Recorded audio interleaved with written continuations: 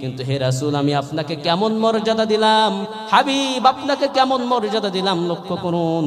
আপনাকে কোনো নির্দিষ্ট জাতির জন্য পাঠানো হয় নাই, নির্দিষ্ট কোনো দলের জন্য পাঠানো হয় নাই, নির্দিষ্ট কোনো ভূখণ্ডের জন্য পাঠানো হয় নাই। আপনাকে আমি রব্বুল আলামিন কিভাবে পাঠালাম, কেন পাঠালাম লক্ষ্য করুন। ওমা আরসালনাকা ইল্লা রাহমাতাল লিল আলামিন। আল্লাহু আকবার। আল্লাহ রাব্বুল আলামিন বলেন, নবী আপনাকে আমি শুধু মক্কা নগরীর জন্য পাঠাই নাই, আপনাকে আমি শুধু মদিনা মুনাওয়ারার জন্য পাঠাই নাই, আপনাকে আমি শুধুমাত্র সৌদি আরব আর এই মধ্যপ্রাচ্যের নবী হিসাবে পাঠাই নাই। ও নবী আমি আপনাকে গোটা পৃথিবীর জন্য, গোটা বিশ্ব জগতের জন্য রহমত করে পাঠিয়েছি। সুবহানাল্লাহ। আলহামদুলিল্লাহ নাহমাদুহু ওয়া নাস্তাঈনুহু ওয়া নাস্তাগফিরুহু ওয়া নু'মিনু বিহি ওয়া নাতাওয়াক্কালু আলাইহি ওয়া নাউযু বিল্লাহি মিন শুরুরি আনফুসিনা ওয়া মিন সাইয়্যাতি আ'মালিনা।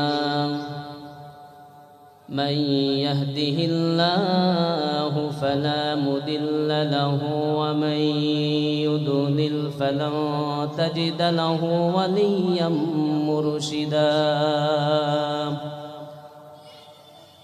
ونشهد أن لا إله إلا الله وحده لا شريك له.